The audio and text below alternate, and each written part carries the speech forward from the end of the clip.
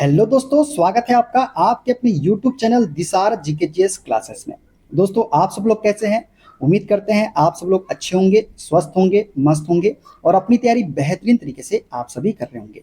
दोस्तों, हम आपके लिए आज से स्टार्ट करने जा रहे हैं आरआरबी एएलपी सीबीटी 2 एग्जाम के लिए basic science and engineering drawing की ये जो यूथ की बुक है इसका सॉल्यूशन, जिसमें दोस्तों सबसे पहले हम पढ़ने वाले हैं आरेखन उपकरण एवं सहायक युक्तियों के बारे में, ड्राइंग इंस्ट्रूमेंट एंड एसेसरीज के बारे में।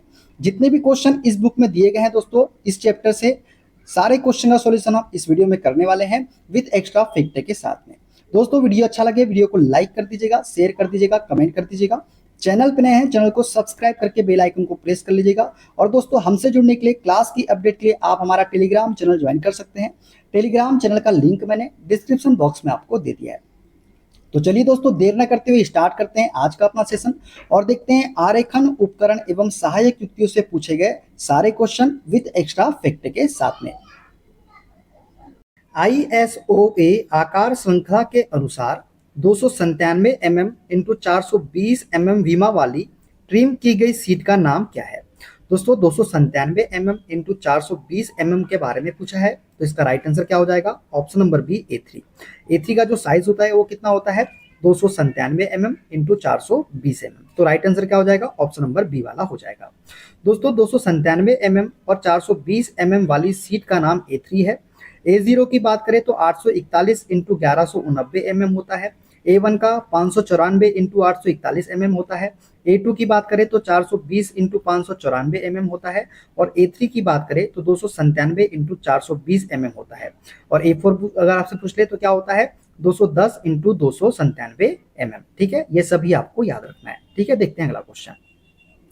स्तंभों का मिलान कीजिए। दोस्तों, यहाँ पे इंजीनियरिंग अनुप्रयोग दिए गए हैं और इंजीनियरिंग ड्राइंग का प्रकार दिया गया है, इनको आपस में हमको मिलाना है। दोस्तों, योजना बनाए जाने वाले घरों के अग्रभाग की ऊंचाई नींव की ड्राइंग ये किसके अंतर्गत आती है? तो ये सिविल इंजीनियरिंग ड्राइंग के अंतर्गत आती है। तो ए किससे कनेक्ट हो जाएगा? एस से कनेक्ट हो जाएगा। परिपथ आरेख और विद्युत संस्थापन ड्राइंग किसके अंतर्गत आती है? तो ये आती है इलेक्ट्रिकल इंजीनियरिंग ड्राइंग के अंतर्गत। तो बी हो जाएगा हमारा आर से कनेक्ट। पीसीबी ट्रैक ड्राइंग की बात करें तो ये आती है इलेक्ट्रॉनिक्स इंजीनियरिंग ड्राइंग के अंतर्गत। तो ये हो जाएगा किससे कनेक्ट? सी हो जाएगा क्यू से कनेक्ट। और क्लित जोड़ और वेल्डित जोड़ जो है ये मैकेनिकल इंजीनियरिंग ड्राइंग के प्रकार है। तो ये हो जाएगा डी वाला हमारा पी से कनेक्ट। तो SRQP जिसमें होगा वो हमारा करेक्ट आंसर हो जाएगा। तो SRQP जो है ऑप्शन नंबर बी वाला करेक्ट आंसर हमारा हो जाएगा। ठीक है, देखते हैं अगला क्वेश्चन। दोस्तों, एक्सप्लेनेशन देख ले तो योजना बनाए जाने वाले घरों के अग्रभाग की ऊंचाई नींव की ड्राइंग जो है ये सिविल इंजीनियरिंग ड्राइंग के अंतर्गत आती है। परिपथ आरेख और विद्युत संस्थापन ड्राइंग जो है ये इलेक्ट्रिकल इंजीनियरिंग ड्राइंग के अंतर्गत आते हैं। पीसीबी ट्रैक ड्राइंग जो है ये इलेक्ट्रॉनिक्स इंजीनियरिंग ड्राइंग के अंतर्गत आती है। और क्लित जोड़ और वेल्डित जोड़ जो है ये मैकेनिकल इंजीनियरिंग ड्राइंग के अंतर्गत आते हैं। ठीक है, देखते हैं अगला क्वेश्चन। किसी भवन के लिए पाइपलाइन के डिजाइन से संबंधित परियोजना में किन तकनीक ड्राइंग्स को एक साथ संदर्भित करने की आवश्यकता होगी? दोस्तों, किसी भवन में पाइपलाइन के डिजाइन से संबंधित परियोजना में हमें जो तकनीकी ड्राइंग्स को एक साथ संदर्भित करने की आवश्यकता होगी वो कौन कौन सी होगी? वो होगी मैकेनिकल और सिविल। ऑप्शन नंबर सी वाला इसका करेक्ट आंसर हो जाएगा, मैकेनिकल और सिविल। ठीक है दोस्तों, किसी भवन के लिए पाइपलाइन के डिजाइन से संबंधित परियोजनाओं में मैकेनिकल और सिविल तकनीकी ड्राइंग को एक साथ संदर्भित करने की आवश्यकता होगी। मैकेनिकल ड्राइंग में पाइपलाइन सिस्टम के लेआउट, सामग्री, आकार एवं अन्य यांत्रिक विवरण को दर्शाते हैं। और सिविल ड्राइंग्स में भवन की संरचनात्मक जानकारी जैसे दीवार, फर्श और नींव की स्थिति को आयाम प्रदान करते हैं। कौन? सिविल ड्राइंग्स में। ठीक है, देखते हैं अगला क्वेश्चन।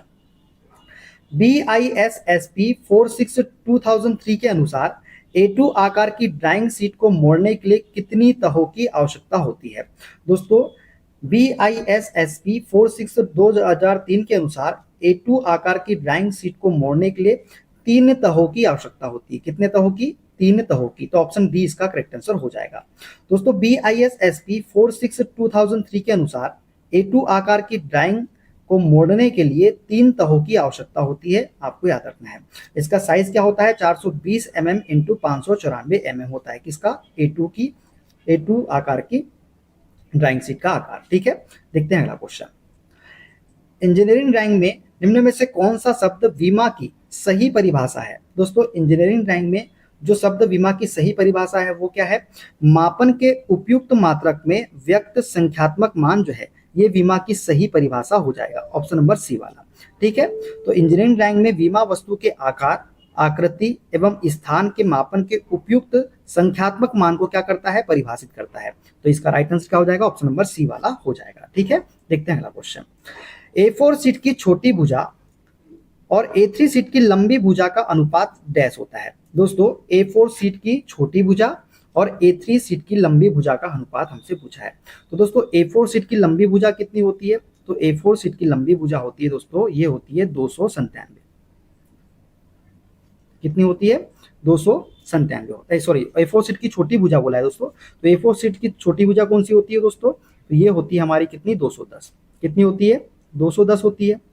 अरे A4 में जो साइज होता है वो क्या होता है? 297 इंटू 210 mm होता है कि नहीं होता है? ठीक है, छोटी भुजा बोला है तो 210 mm लेंगे हम। तो A4 साइज की छोटी भुजा 210 mm और A3 शीट की लंबी भुजा, तो A3 शीट की लंबी भुजा क्या हो जाएगी? 420 हो जाएगी। क्या हो जाएगी? 420 हो जाएगी। तो A3 शीट की लंबी भुजा क्या हो जाएगी हमारी? 420 हो जाएगी। ये होगी। इनका अनुपात दोस्तों निकालेंगे तो ये 210 से कितने बार में जाएगा? 2 बार में, तो 1:2 हमारा निकल के आ जाएगा, ऑप्शन नंबर डी वाला। ठीक है, ऑप्शन नंबर डी इसका करेक्ट आंसर हो जाएगा, 1:2। ठीक है, देखते हैं अगला क्वेश्चन। निम्न में से कौन किसी भी मानक इंजीनियरिंग ड्राइंग शीट की लंबाई और चौड़ाई का अनुमानित अनुपात होता है? दोस्तों लंबाई और चौड़ाई का अनुमानित अनुपात जो होता है वो होता है 1:2, लेकिन यहाँ उल्टा दिया दोस्तों, √2:1 होता है। क्या होता है? √2:1। ठीक है, लंबाई हमेशा बड़ी होती है चौड़ाई से, तो √2:1 या 1:√2 यहाँ पे दिया गया है, तो राइट आंसर अपना ऑप्शन नंबर ए वाला ही हम मानेंगे। ठीक है ना, देखते हैं अगला क्वेश्चन। यदि किसी मानक इंजीनियरिंग आरेख शीट की चौड़ाई 841 mm है तो इसकी लंबाई डैश mm होगी। दोस्तों यदि किसी मानक इंजीनियरिंग ड्राइंग आरेख शीट की चौड़ाई 841 mm है तो इसकी लंबाई क्या होगी? 1190 mm होगी। तो ऑप्शन नंबर ए वाला करेक्ट आंसर हो जाएगा। और ये किसकी साइज ड्राइंग शीट का आकार है? तो A0 का आकार क्या होता है? 841 इंटू 1190 mm, यही होता है। ठीक है, देखते हैं अगला क्वेश्चन। किसी इंजीनियरिंग आरेख में संक्षिप्त रूप AC का पूर्ण रूप क्या है? तो दोस्तों AC का पूर्ण रूप क्या होता है? तो ये होता है अक्रॉस कॉर्नर। क्या होता है? अक्रॉस कॉर्नर जो है AC का पूर्ण रूप है। बाकी और यदि हम पूछ ले, आपसे एग्जाम में पूछ ले तो बताना है। AC का होता है अक्रॉस कॉर्नर, AF का होता है अक्रॉस फ्लैट्स, AR का होता है अज रिक्वायर्ड और ASA का क्या होता है? American standard association. ठीक है, देखते हैं अगला क्वेश्चन। इंजीनियरिंग आरेख में अक्षर LH निम्न में से किसके संकेतक है? तो LH जो है दोस्तों इसका फुल फॉर्म क्या हो जाएगा? ये हो जाएगा लेफ्ट हैंड। क्या हो जाएगा? लेफ्ट हैंड हो जाएगा LH का फुल फॉर्म। यदि और अगर आपसे पूछे तो LH का लेफ्ट हैंड होता है। LMC का पूछे आपसे तो लिस्ट मटेरियल कंडीशन होता है। MFD का पूछे तो मैन्युफैक्चर्ड होता है। OD का पूछे तो आउटर डायमीटर होता है। OPP का पूछे तो क्या होता है? अपोजिट होता है। तो ये सभी आपको याद रखना है। ठीक है ना, देखते हैं अगला question. 594 mm into 841 mm dash paper का साइज है। दोस्तों 594 mm इंटू 841 mm को पूछा है। दोस्तों सबसे पहले तो हमको पता है A0 का क्या होता है? A0 का होता है 841 इंटू 1190 mm, यही होता है दोस्तों। उसके बाद आता है A1 का क्या हो जाएगा?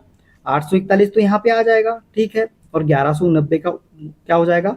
आधा हो जाएगा। आधा करो कितना आएगा? 594 ले लेंगे हम। 594 इंटू 841 mm, तो 594 इंटू 841 mm जो है ये A1 का क्या है? पेपर साइज हो जाएगा, ऑप्शन नंबर बी वाला। ठीक है, देखते हैं अगला क्वेश्चन। A0 आकार के कागज का क्षेत्रफल डैश होता है। दोस्तों A0 आकार के कागज पेपर का क्षेत्रफल जो होता है ये होता है 10,000 सेंटीमीटर स्क्वायर। कितना होता है? 10,000 सेंटीमीटर स्क्वायर होता है। दोस्तों A0 आकार के कागज का क्षेत्रफल के लिए A0 आकार के कागज का साइज सेंटीमीटर में कितना होता है? 84.1 सेंटीमीटर इंटू 118.9 सेंटीमीटर।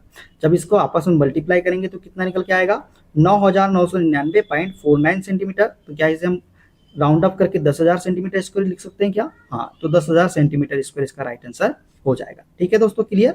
आगे बढ़ते हैं। सभी साइज की ड्राइंग शीट पर ड्राइंग की डिटेल, परिवर्धन तथा ड्राइंग की स्थिति को दर्शाने के लिए ड्राइंग शीट पर प्रदान की गई विशेषता कहलाती है? दोस्तों सभी साइज की ड्राइंग शीट पर ड्राइंग की डिटेल, परिवर्धन तथा ड्राइंग की स्थिति को दर्शाने के लिए ड्राइंग शीट पर प्रदान की गई विशेषता जो है ये कहलाती है क्या? ग्रिड संदर्भ। क्या कहलाती है? ग्रिड संदर्भ कहलाती है। ठीक है, देखते हैं अगला क्वेश्चन। एक ड्राइंग शीट को बाइंडिंग व फाइलिंग करने के लिए शीट के बाईं तरफ छोड़ा गया क्षेत्र किस लाइन द्वारा दिया जाता है? दोस्तों एक ड्राइंग शीट को बाइंडिंग एवं फाइलिंग करने के लिए शीट के बाईं तरफ छोड़ा गया क्षेत्र जो है इसे हम क्या बोलते हैं बताइए? तो इसे हम बोलते हैं दोस्तों बॉर्डर लाइन। क्या बोलते हैं इसे? हम बॉर्डर लाइन बोलते हैं। तो ऑप्शन नंबर बी वाला इसका करेक्ट आंसर हो जाएगा। ठीक है, देखते हैं अगला क्वेश्चन। ड्राइंग शीट में मार्जिन लाइन का प्रिंट होता है। दोस्तों ड्राइंग शीट में मार्जिन लाइन का प्रिंट जो होता है ये परिष्कृत साइज होता है। क्या होता है? परिष्कृत साइज। तो ऑप्शन नंबर बी वाला इसका करेक्ट आंसर हो जाएगा। अगला क्वेश्चन है दोस्तों, निम्न में से कौन सी RF घटता पैमाना रेखा चित्र को दर्शाता है? दोस्तों RF घटता पैमाने की बात कर रहा है। तो घटता पैमाने में क्या होता है दोस्तों? छोटी संख्या पहले होती है, उसके बाद बड़ी संख्या होती है। तो छोटी संख्या पहली कौन सी है दोस्तों? ये तो क्या है? ये पूर्ण मापनी है पैमाना है। ये तो क्या है? 1:1 पूर्ण मापनी पैमाना। 1:20 जो है ये घटता RF पैमाना है। तो ऑप्शन बी वाला इसका करेक्ट आंसर हमारा हो जाएगा। कौन सा? ऑप्शन नंबर बी वाला इसका करेक्ट आंसर हो जाएगा 1:20। 50:1 बोले तो ये बढ़ता हुआ पैमाना है दोस्तों, घटता हुआ नहीं है। ठीक है, ये भी क्या है? 8:6, ये भी बढ़ता हुआ पैमाना मतलब दीर्घ कारक पैमाना है। ठीक है ना? तो छोटी संख्या पहले होगी, बाद में क्या होगी? बड़ी संख्या का अनुपात। मतलब पहले छोटी संख्या होगी, उसके अनुपात में बड़ी संख्या होगी। तो ये आप इस प्रकार से याद रख सकते हैं। तो घटता पैमाना पूछा है तो छोटी संख्या पहले कौन सी है? 1 है, उसका बड़ी संख्या है। तो ऑप्शन नंबर बी वाला करेक्ट आंसर हो जाएगा। ठीक है दोस्तों, RF 1:20 एक घटता पैमाना या न्यून कारक पैमाना है। RF 50:1 या 8:6 जो है ये दीर्घ कारक पैमाना है। और 1:1 की बात करें तो कौन सा है? ये पूर्ण मापनी पैमाना हो जाएगा। ठीक है, देखते हैं अगला क्वेश्चन। तकनीकी ड्राइंग्स के लिए सामान्यतः किस तरह के कागज का प्रयोग किया जाता है? दोस्तों तकनीकी ड्राइंग्स के लिए सामान्यतः जो है कार्टिज पेपर और ट्रेसिंग पेपर, इन दोनों का ही उपयोग किया जाता है। किसके लिए? तकनीकी ड्राइंग्स के लिए। ठीक है, तो ऑप्शन नंबर सी वाला इसका करेक्ट आंसर हमारा हो जाएगा। ठीक है ना दोस्तों, तकनीकी ड्राइंग सामान्यतः निम्न प्रकार के कागज पर बनाई जाती है। ये प्रायः अपने वजन के आधार पर मापे जाते हैं, जिन्हें ग्राम प्रति वर्ग मीटर के नाम से जाना जाता है, मतलब GSM के नाम से जाना जाता है। ठीक है ना, देखते हैं अगला क्वेश्चन। कार्टिज पेपर की बात करें दोस्तों तो यह पेंसिल ड्राइंग के लिए उत्तम गुणवत्ता वाला कागज होता है। इसका वजन प्रायः 90 GSM होता है। GSM का अभी फुल फॉर्म बताया हमने, क्या होता है? ग्राम प्रति वर्ग मीटर। ठीक है, इसका वजन कितना होता है? 90 ग्राम प्रति वर्ग मीटर होता है। और यह एस्पार्टो घास से बनाया जाता है। कौन सा? Cartridge paper. किससे बनाया जाता है? एस्पार्टो घास से। ट्रेसिंग पेपर की बात करें दोस्तों तो प्राकृतिक ट्रेसिंग पेपर उच्च गुणवत्ता वाली ट्रेसिंग सामग्री होती है, जिसे 25 मीटर के रोल में क्रय किया जा सकता है। सामान्यतः इसका वजन कितना होता है? 38 ग्राम प्रति वर्ग मीटर से 63 ग्राम प्रति वर्ग मीटर तक होता है। ठीक है, किसका वजन? ट्रेसिंग पेपर का वजन। इसका प्रयोग प्रायः तकनीकी ड्राइंग्स की ट्रेसिंग के लिए किया जाता है। किसका उपयोग? ट्रेसिंग पेपर का। ठीक है, देखते हैं अगला क्वेश्चन। मुक्त हस्त चित्रण का क्या महत्व व लाभ है? दोस्तों मुक्त हस्त चित्रण का महत्व और व लाभ क्या है? तो दोस्तों ये अत्यंत शीघ्रता से उपकरण की डिजाइन तथा आकार की व्याख्या करता है। मुक्त हस्त चित्रण का अभ्यास किसी भी व्यक्ति को मापों के बारे में उत्कृष्ट विचार प्रदान करता है। यह विचारों के सृजन में बहुत उपयोगी होता है। तो ये तीनों ही जो है मुक्त हस्त चित्रण का क्या है? महत्व व लाभ है। तो ऑप्शन नंबर डी वाला इसका करेक्ट आंसर हो जाएगा। ठीक है, देखते हैं अगला क्वेश्चन। इंजीनियर ड्राफ्टमैन अपने विचारों को कारीगरों तक पहुंचाने के लिए किन माध्यमों को अपनाता है? दोस्तों इंजीनियर हो गया या फिर ड्राफ्टमैन हो गया, यह अपने विचारों को कारीगरों तक पहुंचाने के लिए जो है मौखिक रूप से, लिखित रूप से, चिन्ह या संकेत या चित्र रूप से, इन सभी रूप से क्या है कारीगर तक पहुंचाने के लिए इन माध्यमों का उपयोग करता है। तो उपयुक्त सभी इसका करेक्ट आंसर हो जाएगा। ठीक है, देखते हैं अगला क्वेश्चन। एक इंजीनियरिंग ड्राइंग में मद सूची इनमें से कौन सी सूचना देती है? तो दोस्तों एक इंजीनियरिंग ड्राइंग में मद सूची जो है ये कौन सी सूचना देती है? तो ये देती है मद विवरण, मात्रा एवं पदार्थ की सूचना। तो ऑप्शन नंबर बी वाला इसका करेक्ट आंसर हो जाएगा। एक इंजीनियरिंग ड्राइंग में मद सूची जो है मद विवरण, मात्रा एवं पदार्थ की क्या देती है? सूचना देती है। ठीक है ना, देखते हैं अगला क्वेश्चन। BIS से आप क्या समझते हैं? दोस्तों BIS से आप क्या समझते हैं? तो इसका फुल फॉर्म होता है ब्यूरो ऑफ इंडियन स्टैंडर्ड। तो ऑप्शन नंबर ए वाला इसका करेक्ट आंसर हो जाएगा। ब्यूरो ऑफ इंडियन स्टैंडर्ड जो है BIS का फुल फॉर्म है। ठीक है, शीर्षक ब्लॉक में दर्शाया जाता है। दोस्तों शीर्षक ब्लॉक में जो है कंपनी का नाम, ड्राइंग का शीर्षक, ड्राइंग का पैमाना, ये सभी जो है शीर्षक ब्लॉक में दर्शाया जाता है। तो ऑप्शन नंबर डी वाला इसका करेक्ट आंसर हो जाएगा। ठीक है ना, देखते हैं अगला क्वेश्चन। एक इंजीनियरिंग ड्राइंग विभिन्न प्रकार की जानकारी देती है, उसमें सबसे महत्वपूर्ण जानकारी क्या होती है? दोस्तों एक इंजीनियरिंग ड्राइंग जो है ये विभिन्न प्रकार की जानकारी हमें देती है, उसमें सबसे महत्वपूर्ण जानकारी जो होती है वो होती है क्या? वो होती है आकार। क्या होती है? आकार जो है इसमें सबसे महत्वपूर्ण जानकारी होती है। इंजीनियरिंग ड्राइंग में विभिन्न प्रकार के वस्तु की लंबाई, चौड़ाई तथा ऊंचाई के साथ साथ मुख्य रूप से उसकी आकृति की भी जानकारी होती है। इससे उसी आकार के दूसरे वस्तु को एक से अधिक संख्या में क्या होती है? बनाने में मदद मिलती है। तो इसका राइट आंसर हो जाएगा ऑप्शन नंबर डी वाला। ठीक है, देखते हैं अगला क्वेश्चन। गतिविधियों के रूप में इंजीनियरिंग ड्राइंग किस रूप में उत्पत्ति करता है? दोस्तों गतिविधियों के रूप में इंजीनियरिंग ड्राइंग जो है ये अभिलेख के रूप में क्या करता है? उत्पत्ति करता है। तो ऑप्शन नंबर ए वाला करेक्ट आंसर हो जाएगा। दोस्तों गतिविधियों के रूप में इंजीनियरिंग ड्राइंग जो है अभिलेख के रूप में क्या करता है? उत्पत्ति करता है।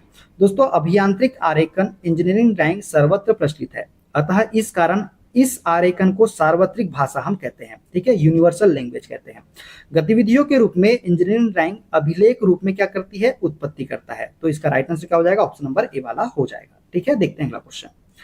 इंजीनियरिंग ड्राइंग में विचारों की अभिव्यक्ति किस रूप में ली जा सकती है? दोस्तों इंजीनियरिंग ड्राइंग में विचारों की अभिव्यक्ति जो है मौखिक रूप से, लिखित रूप से और सांकेतिक, ये तीनों ही रूप से क्या करी जा सकती है? ली जा सकती है। तो ऑप्शन नंबर डी वाला इसका करेक्ट आंसर हो जाएगा। दोस्तों इंजीनियरिंग ड्राइंग में विचारों की अभिव्यक्ति निम्न रूप में ली जा सकती है, मौखिक रूप में, लिखित रूप में और सांकेतिक रूप में। अभियांत्रिक दृष्टि से इंजीनियरिंग ड्राइंग को मुख्यतः निम्न भागों में विभक्त किया गया है। कौन कौन सा? एक होता है ज्यामितीय आरेखन, एक होता है यांत्रिक या मशीन आरेखन, एक होता है विद्युतीय आरेखन और एक होता है जनपति सिविल आरेखन और एक होता है इलेक्ट्रॉनिक आरेखन। तो अभियांत्रिक दृष्टि से इंजीनियरिंग ड्राइंग को इन भागों में बांटा गया है। इन आपको ये भी सब याद रखना है। ठीक है, देखते हैं अगला क्वेश्चन। गुणवत्तापूर्ण ड्राइंग शीट का प्रयोग निम्न में से किसको ध्यान में रखकर किया जाता है? दोस्तों गुणवत्तापूर्ण ड्राइंग शीट का प्रयोग जो है ये किसको ध्यान में रख के किया जाता है? तो ये रखा जाता है साफ सुथरी ड्राइंग को ध्यान में रखकर और पेंसिल की स्याही की प्रकृति को ध्यान में रखकर। तो ए और बी दोनों ही इसका करेक्ट आंसर हो जाएगा। ठीक है, देखते हैं अगला क्वेश्चन। दोस्तों गुणवत्तापूर्ण ड्राइंग शीट के प्रयोग से पहले कुछ बातों का ध्यान रखना चाहिए, जैसे साफ सुथरी ड्राइंग तथा पेंसिल की स्याही प्रकृति अच्छी होनी चाहिए। ठीक है ना, देखते हैं अगला क्वेश्चन। एक ड्राइंग शीट के दो समीपस्थ पार्श्वों के बीच का अनुपात कितना होता है? दोस्तों एक ड्राइंग शीट के दो समीपस्थ पार्श्वों के बीच का अनुपात जो होता है वो होता है 1:2। क्या होता है? 1:2 होता है। तो ऑप्शन नंबर ए वाला इसका करेक्ट आंसर हो जाएगा। ठीक है, देखते हैं अगला क्वेश्चन। A0 आकार के ड्राइंग शीट का क्षेत्रफल डैश के निकट है। दोस्तों A0 आकार के ड्राइंग शीट का क्षेत्रफल कितना होता है? तो 1 मीटर स्क्वायर होता है। कितना होता है? 1 मीटर स्क्वायर होता है। तो ऑप्शन नंबर डी वाला करेक्ट आंसर इसका हो जाएगा। ठीक है, देखते हैं अगला क्वेश्चन। क्लाइनोमीटर डैश के लिए प्रयुक्त किए जाते हैं। दोस्तों क्लाइनोमीटर जो है ये किसके लिए प्रयुक्त किए जाते हैं? तो कोणीय मापन के लिए प्रयुक्त किए जाते हैं क्लाइनोमीटर। क्लाइनोमीटर जो है ये कोणीय मापन के लिए क्या किए जाते हैं? प्रयुक्त किए जाते हैं। दोस्तों क्लाइनोमीटर यह एक मापक यंत्र है जिसमें स्पिरिट लेवल की सहायता से कोण मापे जाते हैं। क्लाइनोमीटर का उपयोग कोण मापने के अतिरिक्त कोणीय सतहों, बड़े कर्तन औजारों तथा मिलिंग कटर इंसर्ट के राहत कोण को मापने में, मतलब रिलीफ एंगल को मापने में भी करते हैं। किसका उपयोग? क्लाइनोमीटर का उपयोग। दोस्तों अन्य कोण मापक यंत्र की बात करें तो vernier bevel protractor, spirit level, sine bar, कोण प्रमापी, विभाजक शीर्षक जो है ये कोण मापक यंत्र है। सपाटता मापक यंत्र पूछ ले आपसे तो सरफेस प्लेट हो गया, स्पिरिट लेवल हो गया, ऑटो कैलीमीटर हो गया, डायल इंडिकेटर हो गया, ऑप्टिकल विभाजक जो है ये सपाटता मापक यंत्र है। और तापमान मापन यंत्र की बात करें तो प्रतिरोध तापमापी, सेमी चालक तापमापी, थर्मिस्टर, ताप विद्युत युग्म, द्विध्रुविक तापमापी, विकिरण उत्तापमापी और प्रकाशीय उत्तापमापी जो है ये तापमान मापक क्या है? यंत्र है। ठीक है, देखते हैं अगला क्वेश्चन। निम्न में से ट्रिमित आरेखन शीट का मानक आकार कौन सा नहीं है? दोस्तों ट्रिमित आरेखन शीट का मानक आकार कौन सा नहीं है? 841 1190 है, 420 596 है क्या? नहीं। 210 297 है क्या? है। 297 420 है। तो ऑप्शन नंबर बी वाला जो है ये ट्रिमित आरेखन शीट का मानक आकार नहीं है। ऑप्शन नंबर बी वाला। ठीक है, तो बी इसका करेक्ट आंसर हो जाएगा। ठीक है ना दोस्तों, BIS आधारित ड्राइंग शीट के मानक साइज एवं माप की बात करें तो A0 का साइज हमने बताया 841 × 1190 mm, उसके बाद A1 का 594 × 841 mm, A2 का 420 इंटू 594 mm, A3 की बात करें तो 297 इंटू 420 mm, A4 का 210 इंटू 297 mm, A5 का कितना होता है 148 इंटू 210 mm, और A6 का कितना होता है 105 इंटू 148 mm। ठीक है दोस्तों, A2 ड्राइंग शीट का प्रयोग अभियांत्रिक ड्राइंग के लिए करते हैं। किसका उपयोग? A2 ड्राइंग शीट का प्रयोग किसके लिए? अभियांत्रिक ड्राइंग मतलब इंजीनियरिंग ड्राइंग के लिए। ठीक है, देखते हैं अगला क्वेश्चन। नमन लेखी क्लाइनोग्राफ का उपयोग डैश के लिए होता है। दोस्तों, नमन लेखी क्लाइनोग्राफ का उपयोग जो है ये किस लिए हम करते हैं? तो ये करते हैं आनति पर समांतर रेखा के आरेखन के लिए। किस लिए करते हैं? आनति पर समांतर रेखा के आरेखन के लिए नमन लेखी क्लाइनोग्राफ का उपयोग किया जाता है। दोस्तों, नमन लेखी क्लाइनोग्राफ का उपयोग समांतर, लंबवत तथा तिर्यक रेखाओं खींचने में होता है। नमन लेखी सामान्यतः टी स्क्वायर का विकसित रूप है। इसे सेक्शन रेखक या समायोज्य सेट स्क्वायर भी कहते हैं, ये भी आपको याद रखना है। ठीक है ना, देखते हैं अगला क्वेश्चन। B2 ड्राइंग बोर्ड का क्या परिमाप है? दोस्तों, B2 ड्राइंग बोर्ड का परिमाप क्या होता है? तो ये होता है 700 इंटू 500 इंटू 15 mm जो है B2 ड्राइंग बोर्ड का परिमाप हो जाएगा। दोस्तों, B2 ड्राइंग बोर्ड का परिमाप 700 इंटू 500 इंटू 15 mm होता है। B2 साइज के ड्राइंग बोर्ड को इंपीरियल साइज ड्राइंग बोर्ड कहते हैं। हाफ इंपीरियल साइज B3 की माप 500 इंटू 350 इंटू 15 mm होती है। तो हाफ इंपीरियल किसको बोलते हैं? B3 को बोलते हैं, ये भी आपको याद रखना है। ठीक है ना, देखते हैं अगला क्वेश्चन। रंगीन ड्राइंग शीट की क्या सीमितता है या लिमिटेशन है? दोस्तों, रंगीन ड्राइंग शीट की जो लिमिटेशन है वो क्या है? यह जो है रेखाओं के उभार में क्या होती है? बाधक होती है। तो ऑप्शन ए वाला इसका करेक्ट आंसर हो जाएगा। ये जो है रेखाओं के उभार में क्या होती है? बाधक होती है। दोस्तों, इंजीनियरिंग ड्राइंग में ज्यादातर सफेद ड्राइंग शीट का ही प्रयोग होता है। रंगीन ड्राइंग शीट कम प्रयुक्त होता है, यह रेखाओं के उभार में बाधक होती है इस वजह से। ठीक है, देखते हैं अगला क्वेश्चन। A2 ड्राइंग शीट का परिमाण क्या होता है? दोस्तों, A2 ड्राइंग शीट का क्या परिमाण होता है? तो ये होता है दोस्तों हमारा कितना? ये होता है 420 इंटू 594 mm जो है A2 ड्राइंग शीट का परिमाण होता है। तो ऑप्शन नंबर ए वाला करेक्ट आंसर हो जाएगा। दोस्तों, बात करें सभी के बारे में तो A0 का जो ट्रिमिंग साइज परिमाण होता है कितना होता है? 841 इंटू 1190 mm। A1 की बात करें 594 इंटू 841 mm।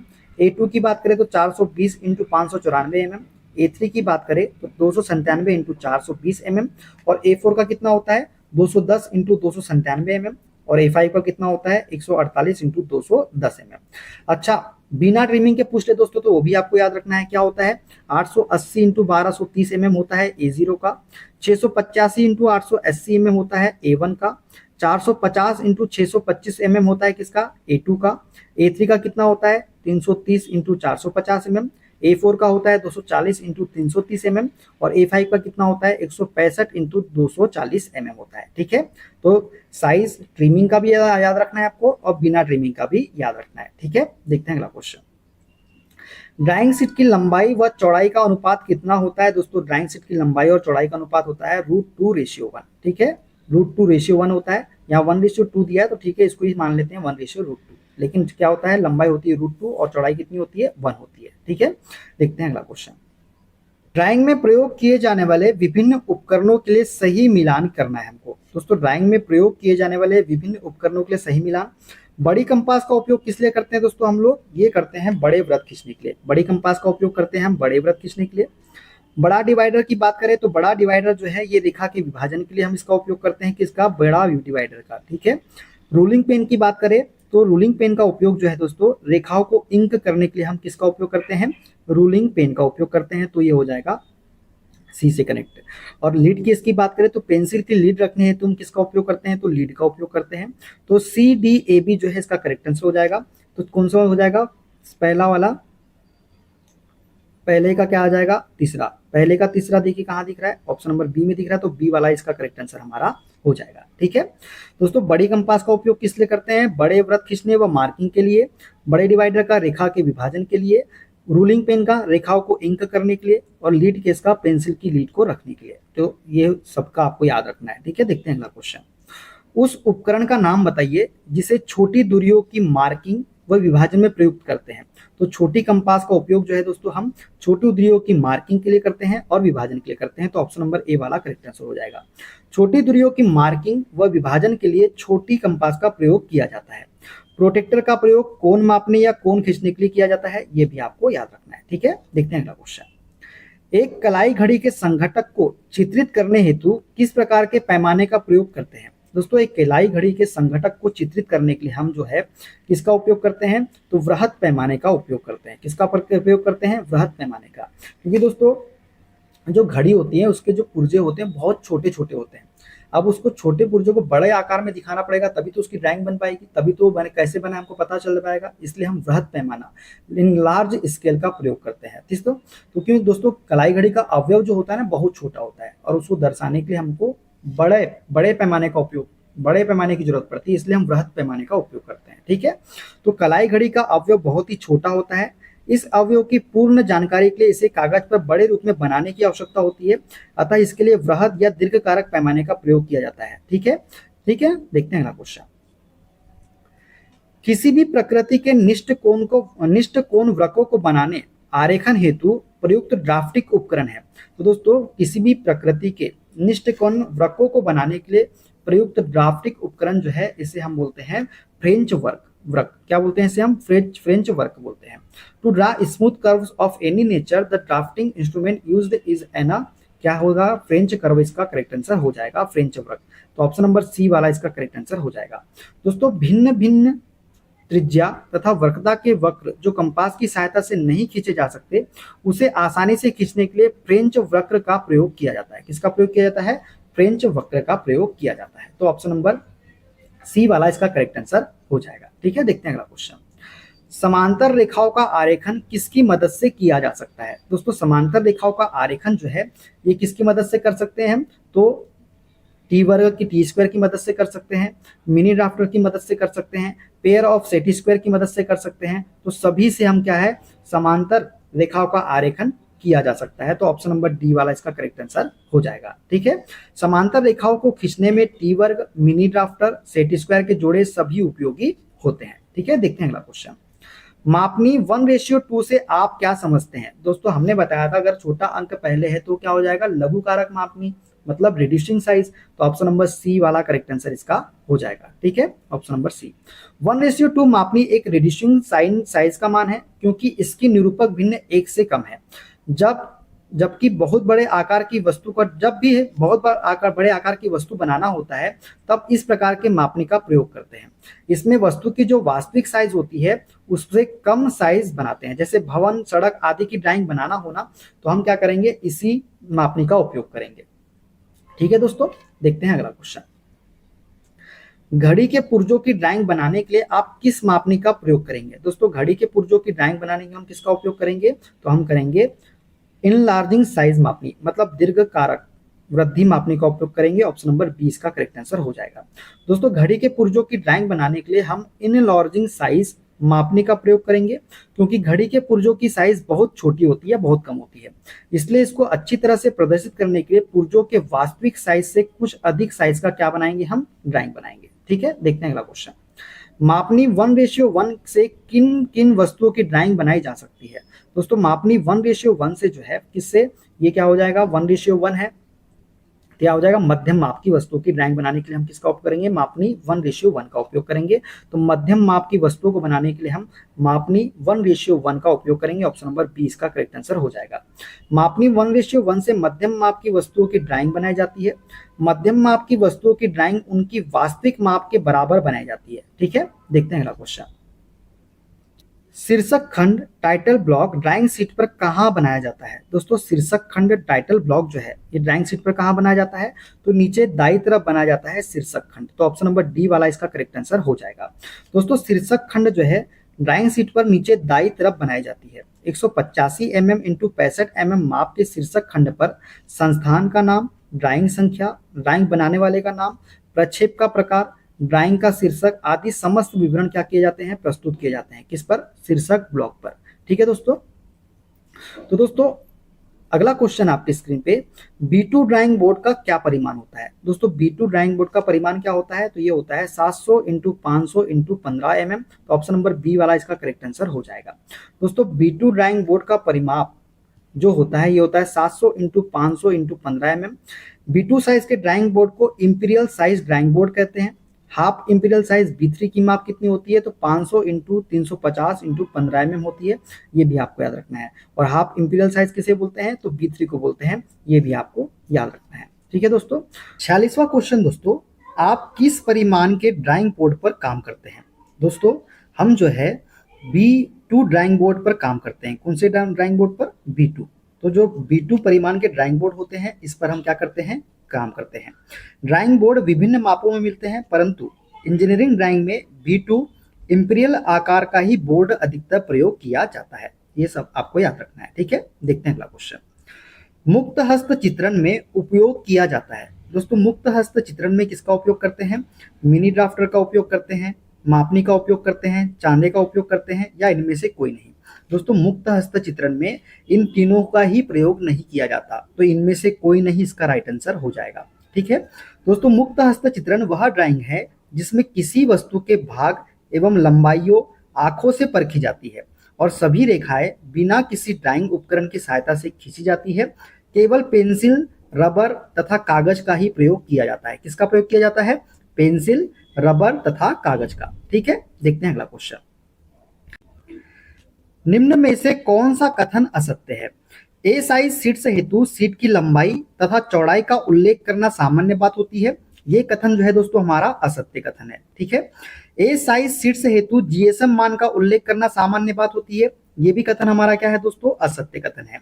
ए साइज सीट्स हेतु सीट के क्षेत्रफल का उल्लेख करना सामान्य बात होती है, तो ये भी कथन हमारा क्या है दोस्तों, गलत कथन हो जाएगा। तो उपयुक्त सभी जो है ये असत्य कथन है। ठीक है दोस्तों, प्रायः A0, A1, A2, A3 आदि का उल्लेख किया जाता है। जीएसएम में भार सामान्यतः कभी भी निर्दिष्ट नहीं होता, यह कागज की गुणवत्ता होती है। इसका ए साइज सीट से कुछ लेना देना नहीं होता, किसका, जीएसएम का। ठीक है, इसलिए असत्य है। और दोस्तों सी वाला असत्य क्यों है, क्योंकि यह प्रायः A0, A1, A2, A3 आदि से उल्लेखित की जाती है, सामान्य बात होती है, ये गलत बोला गया है। ठीक है दोस्तों, देखते हैं अगला क्वेश्चन। निम्न में से कौन सा कथन सत्य है। दोस्तों सही कथन हमको यहाँ पे बताना है। दोस्तों सही कथन क्या हो जाएगा हमारा, वो हो जाएगा ऑप्शन नंबर डी, उपयुक्त सभी। A4 आकार की सीट की लंबाई A3 आकार की सीट की चौड़ाई होती है। बिल्कुल होती है कि नहीं होती, बताइए आप, कैसे होती है बताइए। क्या बोला है, A4 आकार की सीट की लंबाई। A4 आकार की सीट की लंबाई क्या होती है दोस्तों, ये होती है हमारी 297 होती है। A4 आकार की सीट की लंबाई क्या होती है, 297 होती है। और क्या बोला है, A3 आकार की सीट की चौड़ाई होती है। तो A3 आकार की चौड़ाई क्या होती है दोस्तों, ये होती है 297 इंटू क्या होती है, 420 होती है। ये A3 का होता है कि नहीं होता है। और A4 का क्या होता है, 200। A4 का क्या होता है दोस्तों, ये होता है 210 इंटू 297, यही होता है। अब बोला क्या है, A4 आकार की सीट की लंबाई। तो A4 आकार की सीट की लंबाई क्या हो जाएगी, विड्थ इंटू लेंथ होता है ना दोस्तों ये। ठीक है, तो A4 आकार की सीट की लंबाई कितनी है, 297 है। ठीक है, क्या बोला है, A3 आकार की सीट की चौड़ाई होती है। तो A3 आकार की सीट की चौड़ाई तो ये है, तो बिल्कुल सही बात है। तो पहला कथन हमारा क्या है, सत्य कथन हो जाएगा। यदि A1 आकार की सीट की लंबाई P हो तो इसकी चौड़ाई √2P होगी। बिल्कुल सही बात है, हमको पता है 1:√2 का रेशियो चलता है, पता है ना आपको, तो ये भी सत्य बात है। 2A0 आकार की सीट का क्षेत्रफल 2 मीटर स्क्वायर होता है। दोस्तों A0 आकार की सीट का क्षेत्रफल क्या होता है, 1 मीटर स्क्वायर होता है कि नहीं होता है।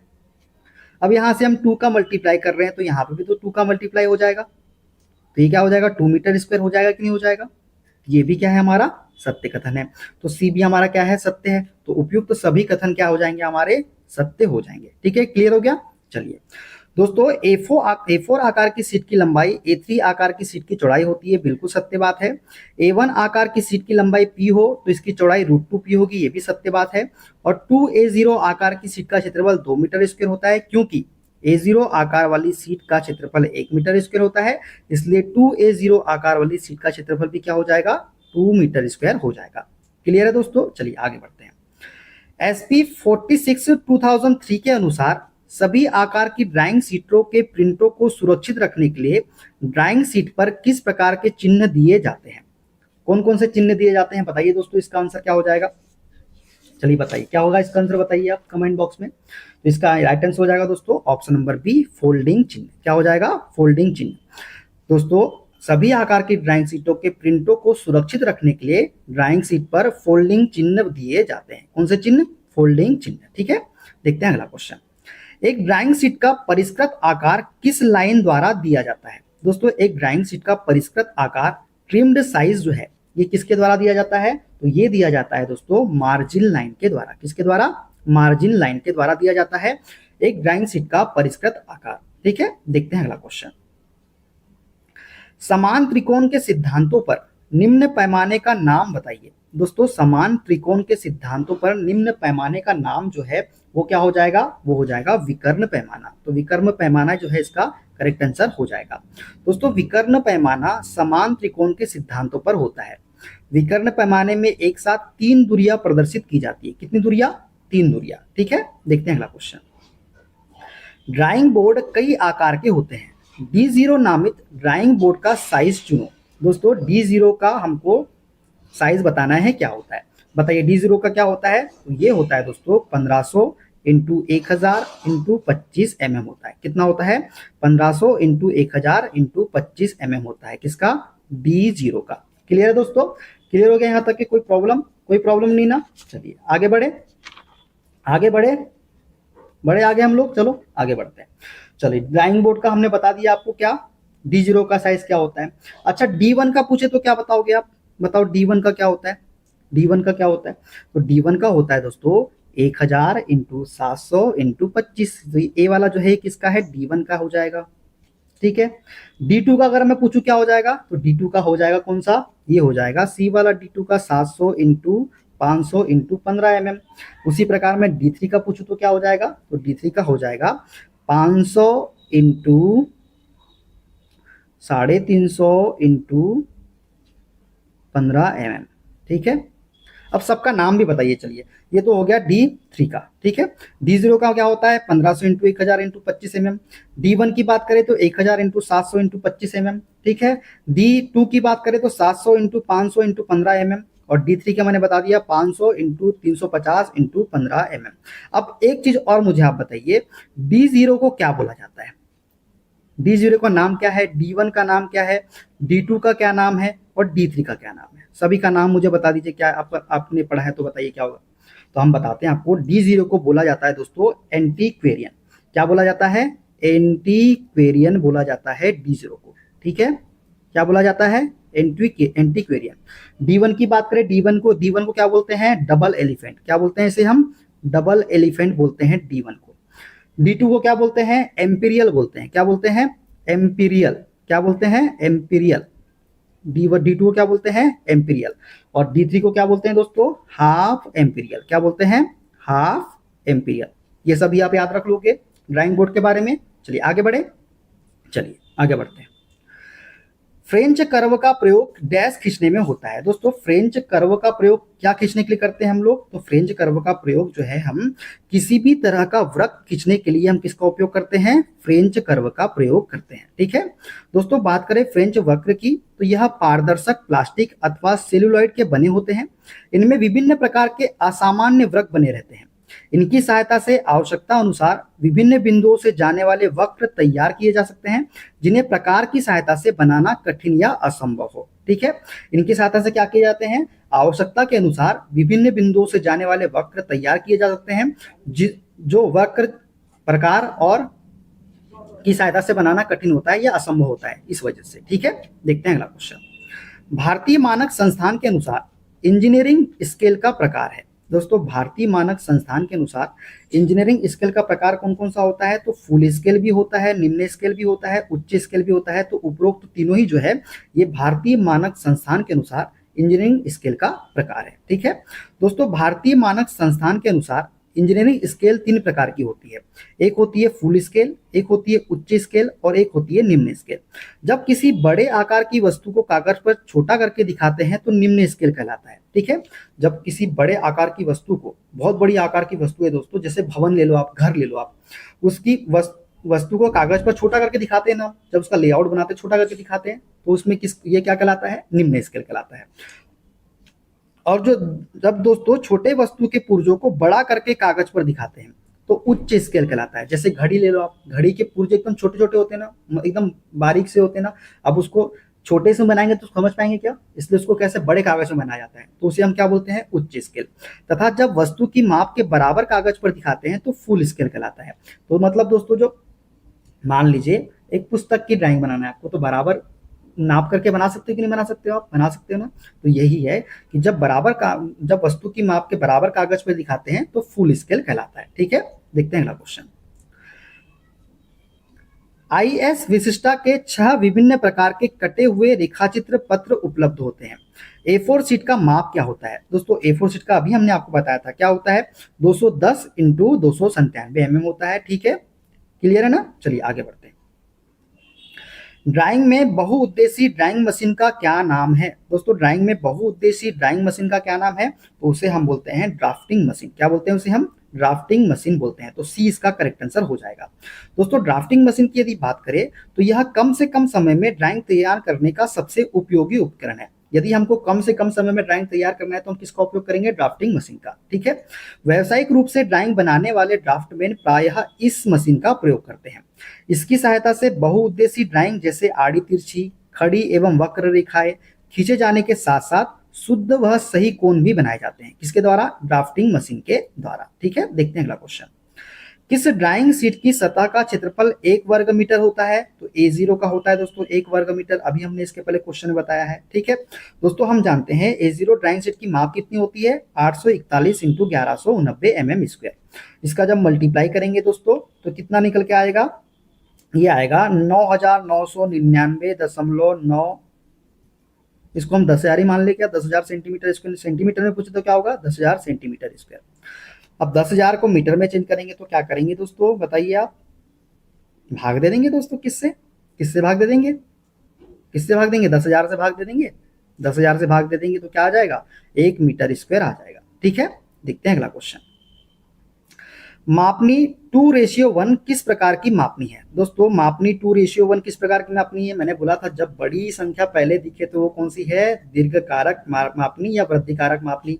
तो वृद्धि कारक मापनी हो जाएगा, ऑप्शन नंबर सी वाला। ठीक है दोस्तों, मापनी 2:1 एक वृद्धि कारक मापनी है। इस मापनी का निरूपक भिन्न 2:1 है।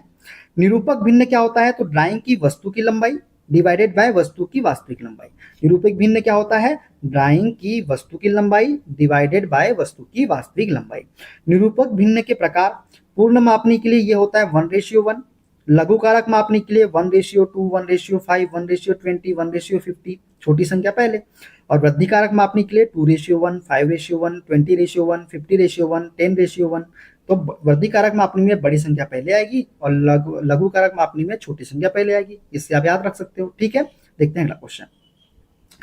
2H पेंसिल किस काम आती है दोस्तों? 2H पेंसिल जो है ना, ये किसके काम आती है? तो 2H पेंसिल जो है दोस्तों, ये काम आती है हमारे किसके?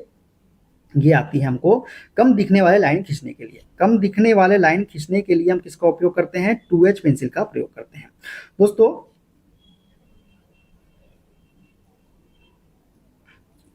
दोस्तों 2H पेंसिल का प्रयोग कम दिखने वाले लाइन खींचने में किया जाता है। यह पेंसिल मध्यम ग्रेड की पेंसिल के अंतर्गत आता है। किस ग्रेड के अंतर्गत आता है? ये मध्यम ग्रेड के अंतर्गत आती है ये पेंसिल। ठीक है, देखते हैं अगला क्वेश्चन। फ्रेंच कर्व का प्रयोग किया जाता है दोस्तों। फ्रेंच कर्व का प्रयोग जो है किसके लिए करते हैं हम लोग? तो अनियमित वक्र खींचने में हम करते हैं फ्रेंच कर्व का प्रयोग। दोस्तों, फ्रेंच कर्व का प्रयोग अनियमित वक्र खींचने में किया जाता है। इसका प्रयोग उन आकृतियों को बनाने में किया जाता है जिसे किसी अन्य उपकरण से नहीं बनाया जा सकता। यह एक सेट के रूप में होता है दोस्तों। कौन सा? 6, 12, 16 का सेट। कौन सा सेट? 6, 12, 16 का सेट होता है। ये इसमें उपलब्ध होते हैं। इसको पारदर्शी प्लास्टिक से बनाया जाता है। किसको? फ्रेंच कर्व को। ठीक है, देखते हैं अगला क्वेश्चन। ड्राइंग बोर्ड कई भागों से बना हुआ है। उनमें से एक भाग है बैटन। बैटन का उद्देश्य क्या है दोस्तों? तो बैटन का उद्देश्य होता है क्या? स्ट्रिप्स को फास्टन करने, वार्पिंग रोकने, स्ट्रिप को सपोर्ट करने, बी एवं सी दोनों। तो दोस्तों, बैटन का उद्देश्य होता है वार्पिंग रोकने और स्ट्रिप्स को सपोर्ट करने में। तो बी और सी दोनों ही क्या हो जाएंगे? हमारे सत्य हो जाएंगे, मतलब राइट आंसर हो जाएगा इसका। दोस्तों, ड्राइंग बोर्ड की नीचे भाग में 2 बैटन लगे होते हैं। इस बैटन का उद्देश्य ड्राइंग बोर्ड को विकृत या वार्पिंग होने से रोकना एवं स्ट्रिप्स को क्या करना? सपोर्ट करना होता है। किसका उद्देश्य? बैटन का उद्देश्य। ठीक है, देखते हैं अगला क्वेश्चन। ड्राइंग पेपर पर क्षैतिज समानांतर लाइन बनाने के लिए टी स्क्वायर का कौन सा भाग प्रयोग किया जाता है? दोस्तों ड्राइंग पेपर पर क्षैतिज समानांतर लाइन बनाने के लिए टी स्क्वायर का कौन से भाग का प्रयोग करते हैं? तो वर्किंग एज का उपयोग करते हैं। किसका उपयोग करते हैं हम लोग? वर्किंग एज का उपयोग करते हैं। तो ऑप्शन नंबर बी वाला इसका करेक्ट आंसर हो जाएगा। दोस्तों ड्राइंग पेपर पर क्षैतिज समानांतर रेखा बनाने के लिए टी स्क्वायर का कार्यकारिक सिरा वर्किंग एज प्रयुक्त होता है। ठीक है, देखते हैं अगला क्वेश्चन। इंजीनियरिंग उपकरण बॉक्स में बहुत से उपकरण होते हैं, इस उपकरण का क्या नाम है? ये जो उपकरण दिख रहा है दोस्तों, इसका क्या नाम है बताइए आप? इसे हम क्या बोलते हैं? इसे बोलते हैं बड़ी प्रकार। क्या बोलेंगे इसे? हम बड़ी प्रकार बोलेंगे। ठीक है दोस्तों, दिया गया उपकरण बड़ी प्रकार है जो इंजीनियरिंग उपकरण बॉक्स में रखा होता है। इसके द्वारा बड़े आकार के वृत्त बनाए जाते हैं। कितने, कौन से आकार के? बड़े आकार के वृत्त। ठीक है, देखते हैं अगला क्वेश्चन। स्केच बुक का प्रयोग किसके लिए किया जाता है? दोस्तों स्केच बुक का प्रयोग जो है ये किस लिए करते हैं हम? तो ये ट्रेसिंग के लिए करते हैं। स्केच बुक का प्रयोग किसके लिए? ट्रेसिंग के लिए। तो स्केच बुक का प्रयोग हम करते हैं किसके लिए? ट्रेसिंग के लिए। ठीक है, देखते हैं अगला क्वेश्चन। A0 A1 साइज के ड्राइंग शीट के बॉर्डर की चौड़ाई कितनी होती है? दोस्तों A0 व A1 साइज के ड्राइंग शीट के बॉर्डर की चौड़ाई जो होती है ना, वो होती है 20 mm। कितनी होती है? 20 mm होती है। तो 20 mm इसका करेक्ट आंसर हो जाएगा। दोस्तों A0 A1 साइज के ड्राइंग शीट के बॉर्डर की चौड़ाई शीट के बाई तरफ 20 mm होती है तथा बाकी तीन और कितनी होती है? 5 mm होती है। दोनों ही चीजें आपको याद रखना है। ठीक है, बाई तरफ 20 mm और बाकी तीन और 5 mm। ठीक है, देखते हैं अगला क्वेश्चन। निम्न में से कौन सा समूह सेट स्क्वायर में नहीं होता है? तो दोस्तों सेट स्क्वायर में कौन सा नहीं होता है? 15 76 90 होता है क्या? नहीं। तो यही जो है सेट स्क्वायर में नहीं होता है। 45 45 90 होता है, 30 60 90 होता है। ये दोनों ही होते हैं, लेकिन ए ऑप्शन वाला नहीं होता है। दोस्तों बात करें सेट स्क्वायर के बारे में, तो सेट स्क्वायर सामान्यतः सेल्यूलॉइड या प्लास्टिक का बना होता है। यह त्रिभुजाकार व पारदर्शक होता है। मुख्य रूप से दो प्रकार के सेट स्क्वायर प्रयोग किए जाते हैं। एक सेट स्क्वायर में 30 60 90 के कोण, दूसरे सेट स्क्वायर में 45 45 90 के कोण बने होते हैं। कोई भी सेट स्क्वायर 15 76 90 कोण वाला नहीं होता। ठीक है, देखते हैं अगला क्वेश्चन। ड्राइंग शीट के चारों साइडों पर सेंटर मार्क करने को क्या कहा जाता है? दोस्तों ड्राइंग शीट के चारों साइडों पर सेंटर मार्क करने को हम क्या बोलते हैं? तो इसे हम बोलते हैं मार्जिन। क्या बोलते हैं इसे? हम मार्जिन बोलते हैं। तो ऑप्शन नंबर ए वाला इसका करेक्ट आंसर हो जाएगा। दोस्तों ड्राइंग शीट के चारों साइडों पर सेंटर मार्क खींचना मार्जिन रेखा कहलाता है।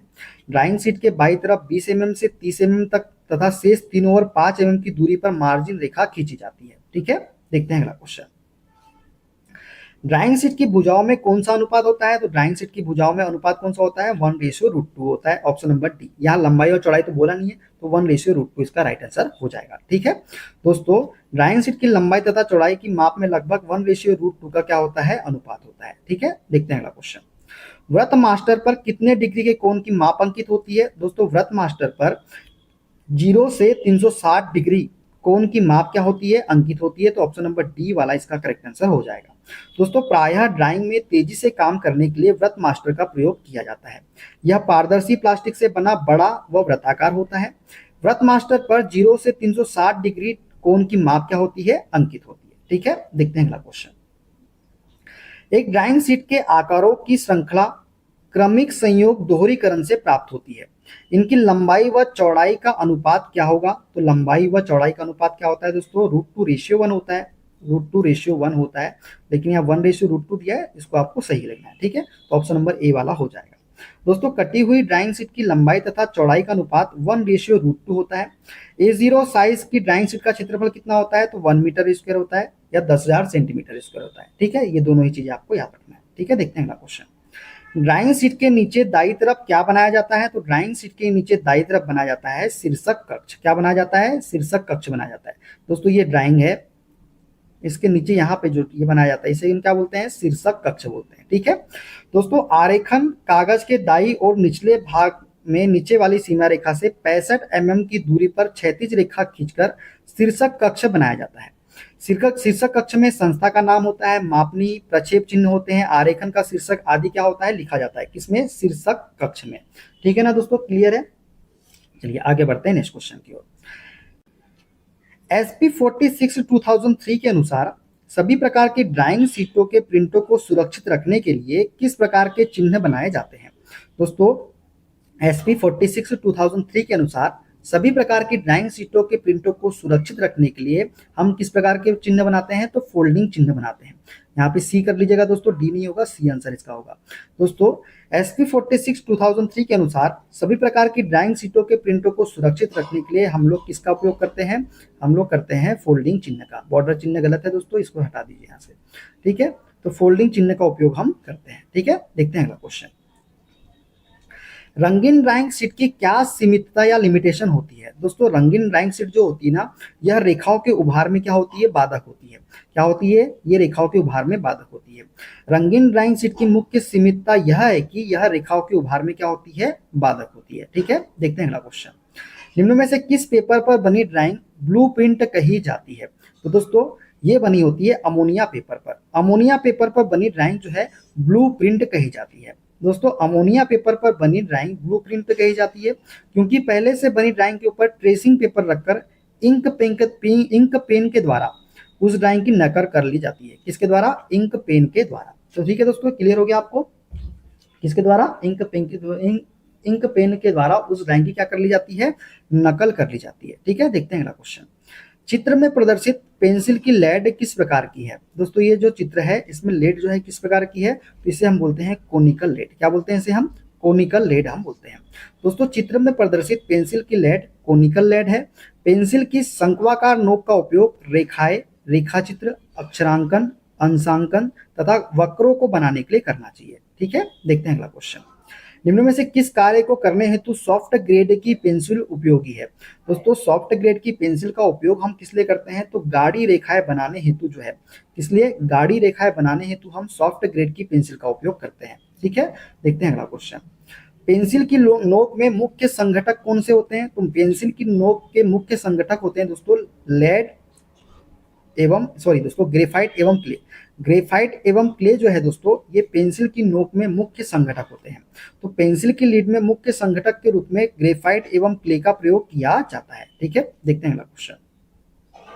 निम्न में से सबसे मुलायम ग्रेड की पेंसिल कौन सी है? तो सबसे मुलायम ग्रेड की पेंसिल है दोस्तों हमारी 2B जो है दोस्तों ये सबसे मुलायम ग्रेड की पेंसिल है। दोस्तों मोटी तथा चमकदार लाइनों को खींचने हेतु नर्म ग्रेड की पेंसिल का उपयोग किया जाता है। जैसे 2B हो गया, 3B हो गया, 4B, 5B, 6B। यहाँ 2B जो है दिए गए विकल्प में सबसे मुलायम ग्रेड की पेंसिल है, ठीक है। देखते हैं अगला क्वेश्चन। समांतर रेखाओं की रचना निम्न में से किस उपकरण की सहायता से की जाती है? दोस्तों समांतर रेखाओं की रचना जो है ये किसका उपयोग करके करते हैं? हम मिनी ड्राफ्टर का उपयोग करके भी करते हैं, टी स्क्वायर का उपयोग भी करते हैं, सेट स्क्वायर के युग्म का उपयोग भी करते हैं। तो उपयुक्त सभी का उपयोग के द्वारा जो है समांतर रेखाओं की रचना की जा सकती है, ठीक है। देखते हैं अगला क्वेश्चन। ड्राइंग में प्रयोग किए जाने वाले विभिन्न उपकरणों के लिए सही मिलान कीजिए। दोस्तों बड़ी कंपास का उपयोग हम किस लिए करते हैं? तो बड़े वृत्त खींचने के लिए हम किसका उपयोग करते हैं? बड़ी कंपास का। तो बड़े वृत्त खींचने के लिए बड़ी कंपास का उपयोग करते हैं। बड़ा डिवाइडर का उपयोग किस लिए करते हैं? तो बड़े डिवाइडर का उपयोग करते हैं उसको रेखा के विभाजन के लिए। तो रेखा के विभाजन के लिए आ जाएगा ऑप्शन नंबर किसका? इसका ये वाला। रूलिंग पेन का उपयोग किस लिए करते हैं? तो रूलिंग पेन का उपयोग करते हैं रेखाओं को इंक करनी होती है। तो रेखाओं को इंक करने के लिए रूलिंग पेन का उपयोग करते हैं। लेड केस का उपयोग पेंसिल की लेड को रखने के लिए हम करते हैं लेड केस का उपयोग। तो हो जाएगा इसका right answer option number B वाला, ठीक है। चलिए आगे बढ़ते हैं।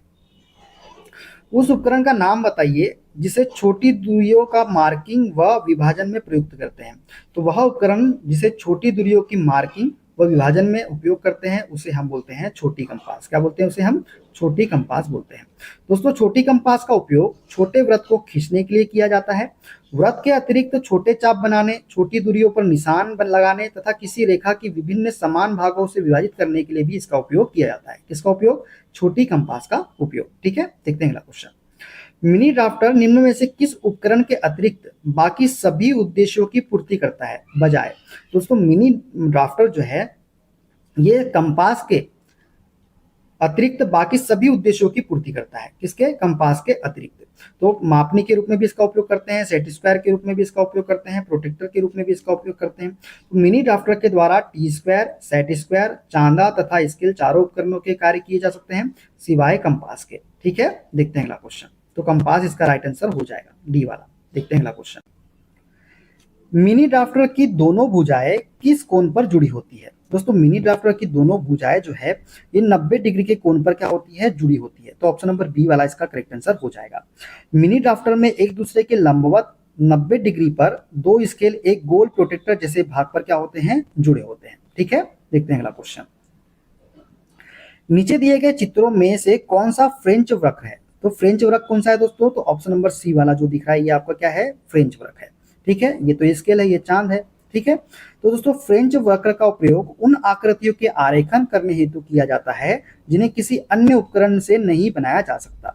फ्रेंच वक्र एक अनियमित आकार में होता है, इसलिए इसके द्वारा अनियमित वक्र ही बनाए जाते हैं। यह एक सेट के रूप में उपलब्ध होता है। किसके रूप में? सेट के रूप में। ठीक है, देखते हैं अगला क्वेश्चन। प्रोटेक्टर का प्रयोग नापने में होता है। दोस्तों प्रोटेक्टर का प्रयोग क्या नापने में करते हैं हम? तो प्रोटेक्टर का प्रयोग जो है दोस्तों हम डिग्री में कोण मापने के लिए करते हैं। किसमें? डिग्री में कोण मापने के लिए हम प्रोटेक्टर का प्रयोग करते हैं। तो प्रोटेक्टर का प्रयोग डिग्री में कोण को मापने में होता है। ठीक है, देखते हैं अगला क्वेश्चन।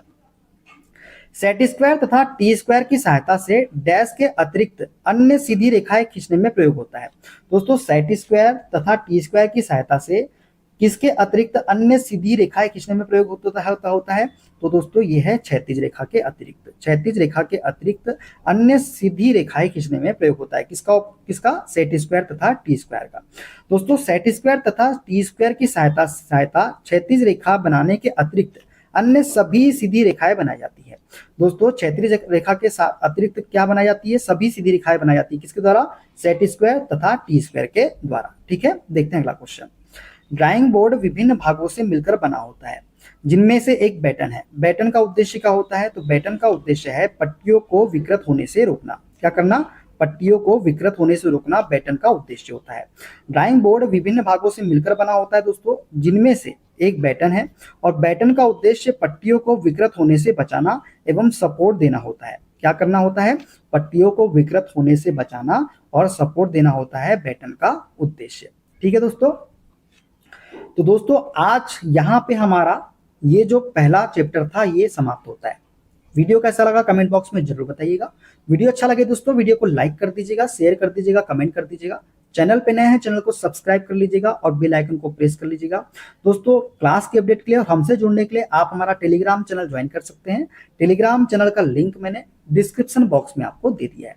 मिलते हैं दोस्तों अगली वीडियो के साथ, अगले चैप्टर के साथ। अपना ख्याल रखिए। Okay, bye bye, take care.